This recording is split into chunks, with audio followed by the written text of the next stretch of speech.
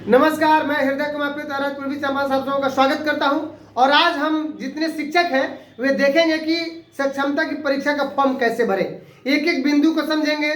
नगर निकाय नियमावली 2020 की चर्चा क्यों की गई है और कैसे उसमें 6 to 8 के लिए विद्यालयों की भी चर्चा है, पदस्थापन की चर्चा है। साथ में देखेंगे कि सक्षमता की परीक्षा भरने के लिए कौन कौन से डॉक्यूमेंट्स चाहिए और हम ये भी देखेंगे कि जातीय आवासीय आय पुराना लगेगा कि नहीं लगेगा और कौन से शिक्षक किस ग्रेड में फॉर्म फिलअप करेंगे। तो सबसे पहले हम चर्चा कर लें, यह भी चर्चा करेंगे कि सबसे कम मेहनत किसको लग रहा है और सबसे अधिक मेहनत किसको करनी पड़ेगी।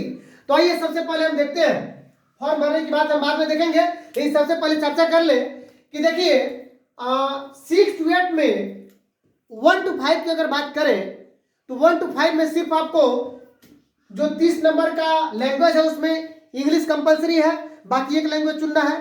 सेकंड जो आपका भाग है, दूसरा भाग है, वो है आपका जीएस जनरल स्टडीज। तो मैं बता दूं कि लैंग्वेज और जीएस 1 to 5, 6 to 8, 9, 10, 10+2 सबका रहेगा, उसमें कोई परिवर्तन नहीं है। जो फॉर्म में चुनना है वो सिर्फ थर्ड यानी भाग के लिए, थर्ड पार्ट के लिए आपको विषय चुनना है। तो 1 to 5 के लिए विषय नहीं चुनना है। कारण क्यों? क्योंकि उनका जीएस रहेगा, क्या चीज रहेगा, जीएस 40 नंबर का, लैंग्वेज 30 नंबर का, लेकिन उनका जो थर्ड पार्ट है वह सभी विषय से रहेगा। 1 to 5 में सारे विषय पढ़ाए जाते हैं, इसलिए कोई एक सब्जेक्ट नहीं चुनना है। लेकिन 6 to 8 में अलग अलग सब्जेक्ट देखिए, उसमें 6 to 8 में मैं बता दे रहा हूं, जिनका लैंग्वेज है, लैंग्वेज चाहे 6 to 8 हो, 9, 10 या 10+2 हो, कोई दिक्कत है ही नहीं है। लैंग्वेज वालों को जो विषय चुनने में एक ही लैंग्वेज, एक ही विषय का तैयारी करनी पड़ेगी उनको। लेकिन अब ध्यान दीजिए कि जो 6 to 8 में गणित और विज्ञान के टीचर, हमको गणित भी देखना होगा और विज्ञान भी देखना होगा, लेकिन विज्ञान में फिजिक्स, केमिस्ट्री, बायोलॉजी भी देखना होगा। वही जब 10+2 के शिक्षक होंगे तो उनको विज्ञान में बोटनी, जूलॉजी अलग हो गया, बायोलॉजी में, और फिजिक्स केमिस्ट्री अलग हो गया। यानी सबसे कम मेहनत हमारे 10+2 के जो टीचर है उनको इस सब्जेक्ट की तैयारी करनी होगी। जैसे बोटनी और जूलॉजी का भी अलग कर दिया है। तो ये बात है कि कम, सबसे मेहनत कम किसको लग रहा है। दूसरी चीज कि वही 9, 10 में गणित वाले को गणित, विज्ञान वाले को यानी फिजिक्स, केमिस्ट्री, बायोलॉजी सब करनी होगी, जबकि सामाजिक विज्ञान को हिस्ट्री, ज्योग्राफी, इकोनॉमिक्स, मतलब ये सारे चीज, इसमें पॉलिटिकल साइंस वगैरह सब देखना पड़ेगा। ठीक उसी प्रकार 6 to 8 के सामाजिक विज्ञान वाले को भी history, geography, economics, political science सब कुछ देखना पड़ेगा तैयारी के लिए। फॉर्म भरने की बात हम करेंगे, लेकिन हम ये देख रहे थे कि सबसे अधिक मेहनत किसको, तो सबसे अधिक मेहनत 6 to 8 वाले को या 9, 10 वाले को जो सोशल स्टडीज या साइंस है। बाकी लैंग्वेज वाले को उतनी मेहनत नहीं है, और 10+2 में तो किसी को उतनी ज्यादा मेहनत नहीं करनी है जितनी 6 to 8 और 9, 10 वालों को करनी है। तो इस प्रकार हमने देखा कि मेहनत किसको सबसे अधिक करना था। अब आइए देखते हैं कि कौन कौन से पहले डॉक्यूमेंट चाहिए। तो डॉक्यूमेंट्स में बता दूं कि मैट्रिक, इंटर, बीए, एमए का क्या चाहिए, सर्टिफिकेट भी चाहिए और मार्कशीट भी चाहिए, यानी उनका जो प्रमाण पत्र और अंक पत्र दोनों चाहिए। साथ में नियुक्ति पत्र चाहिए, ध्यान दीजिएगा, नियुक्ति पत्र। और अगर वो डिसेबल्ड हैं तो उनके लिए डिसेबिलिटी सर्टिफिकेट सक्षम प्राधिकार द्वारा। साथ ही कि अगर उनका आधार कार्ड चाहिए, और इन सब के अलावा आपको जाति प्रमाण पत्र, यानी जिनको जो आरक्षित कोटि के हैं उनको जाति प्रमाण पत्र चाहिए। इसमें आवासीय और आय की बात नहीं की गई है, लेकिन मित्रों कब पता नहीं किनका इरादा बदल जाए तो आप आवासीय और आय के लिए भी अप्लाई कर देंगे और साथ में एनसीएल भी बनवा ही लेंगे, पता नहीं, क्योंकि बीएससी ने तो कहा है सिर्फ जाति चाहिए आरक्षित कोटि को, हो सकता है कि आवासीय और आय भी मांग दे, तो इसलिए हम पहले बना के तैयार रखेंगे। आज तारीख है 29 तारीख है, चूंकि 1 तारीख से अप्लाई होना है, 15 तारीख तक समय है, तो इसलिए हम जाति, आवासीय, आय जो भी हमारा लग रहा है, अभी तो लग रहा है सिर्फ जाति, लेकिन बाकी भी हम तैयार रखेंगे। अब आइए बात करते हैं कि नया या पुराना। ध्यान देने वाली बात है कि जाति नया या पुराना। तो जब आप उस समय शिक्षक बने थे, हमें लगता है कि उसमें कुछ लोगों के पास 60% लोग अभी रखे होंगे या 70% लोग, और बाकी अगर भूल भी गए होंगे तो कोई दिक्कत नहीं है, आप नया जाति प्रमाण पत्र बनवा लें। अब बात आ रही है कि डॉक्यूमेंट्स की बात हमारी हो गई है, मार्कशीट की बात हो गई है। अब साथ में देखेंगे किस ग्रेड में कौन शिक्षक भरेंगे।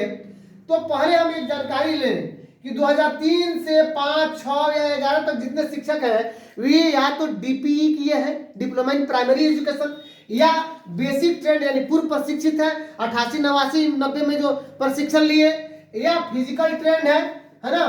तो इस तरह वे ट्रेंड है। तो उन्होंने दक्षता पास किया है। क्या पास किया है? दक्षता।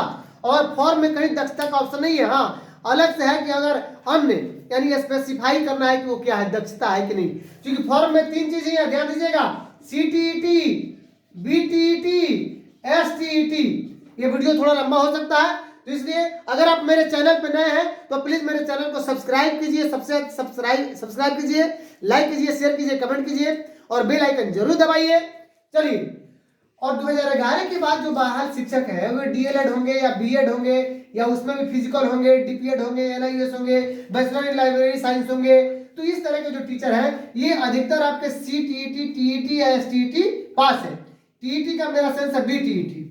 तो इस प्रकार हमने देखा कि ये कैसे क्या क्या उनके पास डिग्री है, कुछ लोगों की समस्याएं बढ़ सकती है, इसकी भी हम चर्चा करेंगे। अब आइए आगे बात करते हैं कि फिजिकल जो टीचर है जो वो शारीरिक शिक्षा का फॉर्म भरेंगे जो 6 से 8, 9, 10 में है। संगीत विषय वाले तो म्यूजिक भरेंगे ही, 6 से 8, 9, 10, 10 प्लस 2 में है। लाइब्रेरियन जो है वो पुस्तकालय विज्ञान की तैयारी करेंगे, 9, 10, 10 प्लस 2 में है। ललित कला एंड फाइन आर्ट्स 9th और 10th में है। तो अब फॉर्म भरने के लिए हम देखते हैं कि किस ग्रेड में कौन से भरेंगे। ध्यान दीजिएगा, एक एक बिंदु को हम चर्चा करेंगे। सबसे पहले आप यहां देखिए कि जैसे ही फॉर्म में यहाँ पे आप देखिएगा, आप एक काम कीजिएगा कि फॉर्म अपने हाथ में ले लीजिएगा या मोबाइल में ही आप देख लीजिएगा, एक एक बिंदु मिला लीजिएगा कि मैं क्या कह रहा हूँ और कैसे फॉर्म फिलअप करना है। जैसे ही फॉर्म खुलेगा तो उसमें सबसे पहले लिखा हुआ है 1 नंबर में name of current posted district, यानी अभी वर्तमान में जो जिला में पोस्टेड है उस जिला का नाम लिख देना है। दूसरा चीज है कि टाइप ऑफ टीचर, स्थानीय निकाय शिक्षक नियमावली 2020 के अंतर्गत। ध्यान दीजिए, यही 2 नंबर पॉइंट है, टाइप ऑफ टीचर यानी 2020 के नियमावली के अनुसार। तो 2020 की नियमावली क्या कहती है, तो आइए इस पर हम चर्चा कर ले कि 2020 के नियमावली के कंडिका 2 के भाग 16 में लिखा गया है। देखिए बहुत सारी बातें हैं, 16 में नहीं, कंडिका 2 के आपको 13 में लिखा गया है कि इस नियमावली का अधीन 1 से 5 तक के अध्यापन हेतु नियुक्ति मूल कोटि किसको कहा जा रहा है, 1 से 5। देखिए मूल कोटि कौन है, 1 से 5 है, 1 से 5 मूल कोटि है। अब कह रहा है कि 6 से 8 स्नातक कोटि को कहा जाता है। तो अगर आपके नियुक्ति पत्र पर स्नातक कोटि पर बहाली हुई हो तभी आप ग्रेजुएट लेवल के 6 to 8 के टीचर हैं, नहीं तो ऐसे अगर आप पढ़ा रहे हैं 6 to 8 में, 9, 10 में या 10 plus 2 में, आप वास्तव में 1 to 5 के ही मूल कोटि के ही शिक्षक हैं। आइए एक और चीज में पढ़ लेते हैं। इसी नियमावली में दिया गया है कंडिका 4 के भाग 1, 2, 3 में कि मूल कोटि 1 से 5 है, स्नातक कोटि 6 से 8 है और मध्य विद्यालय के प्रधानाध्यापक की अलग कोटि निर्धारित किया गया है। इसी नियमावली के कंडिका 2 के 16वां में, नहीं सॉरी 4 कर दिया मैं, 5, तो कंडिका 5 में है, 5 के भाग 2 में कि नगर प्रारंभिक शिक्षक संवर्ग के स्नातक कोटि, यानी स्नातक कोटि उनको कहा गया है जो 6 से 8 में है और स्पेशल सब्जेक्ट है उनका गणित एवं विज्ञान शिक्षक, ध्यान दीजिएगा, सामाजिक विज्ञान शिक्षक और भाषा शिक्षक, यही लोग स्नातक कोटि के हमारे टीचर हैं 6 से 8 में। तो आइए अब हम बात कर लेते हैं। तो यही नियमावली में कहा गया, इसी नियमावली के अंतर्गत हमें काम करना है। तो अब देखिए इसमें टिक करना है कि 1 से 5 में, कि 6 से 8 में, 9 से 10 में या 11, 12 या फिजिकल टीचर, लाइब्रेरियन। तो ध्यान दीजिएगा जितने मूल कोटि के हैं वह 1 to 5 में, स्नातक ग्रेड पे जो बहाल होंगे वही 6 to 8 टिक करेंगे और 9, 10 के जो है वो 9, 10, 11, 12 में कोई दिक्कत है ये नहीं है, उसमें बहाल है। फिजिकल टीचर वो मिडिल स्कूल में बहाल है, वे सभी बंधु 6 to 8 फिजिकल टीचर वाला में अपना टिक करेंगे, सॉरी, और लाइब्रेरियन जो है 9, 10 वाला उसमें करेंगे और 11, 12 वाला कर लेंगे। आइए तीसरा नंबर क्या है, टाइप ऑफ नियोजन यूनिट, यानी आपके जो नियोजन का इकाई है क्या है, पंचायत है, प्रखंड है, जिला परिषद है, तो उसमें आप क्या करेंगे कि अपना टिक कर लेंगे। तीसरा क्या है, तीसरा ही था नियोजन, है ना, यूनिट। चौथा है नेम ऑफ नियोजन unit of current posting. 4 number में अभी वर्तमान में आप जो पोस्ट, जहां पे आपकी पोस्टिंग है उस नियोजन इकाई का नाम बताइए, नाम लिखना है।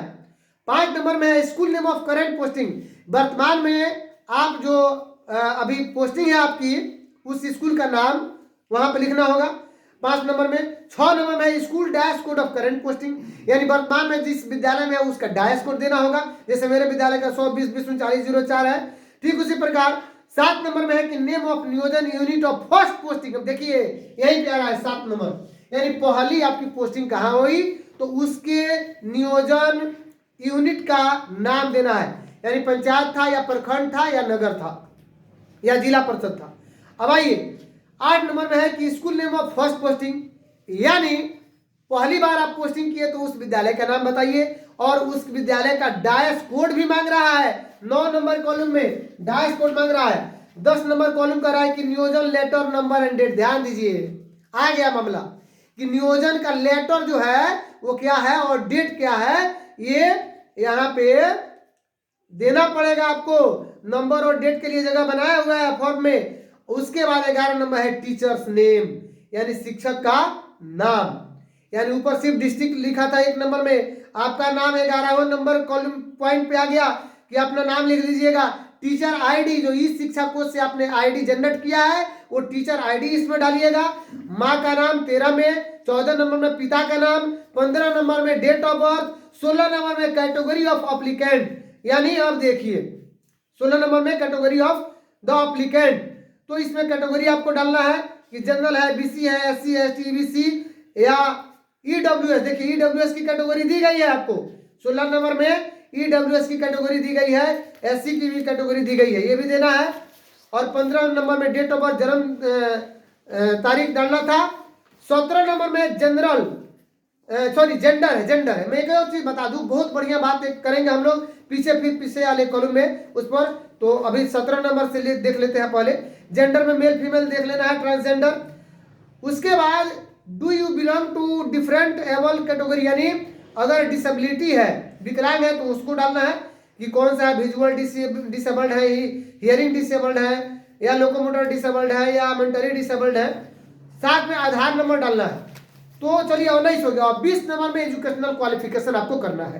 तो एजुकेशनल क्वालिफिकेशन डालने के पहले थोड़ा हम आना चाहते हैं, ध्यान दीजिएगा कि सबसे पहले जब जिला लिखवा दे रहा है 1 नंबर, और 2 नंबर में जब स्थानीय निकाय में आप 1 to 5 6 to 8 9 10 10+2 लिखा रहा है, तो 3 नंबर पूछ रहा है टाइप ऑफ नियोजन यूनिट। ध्यान दीजिए 3 नंबर पर विशेष ध्यान दीजिए।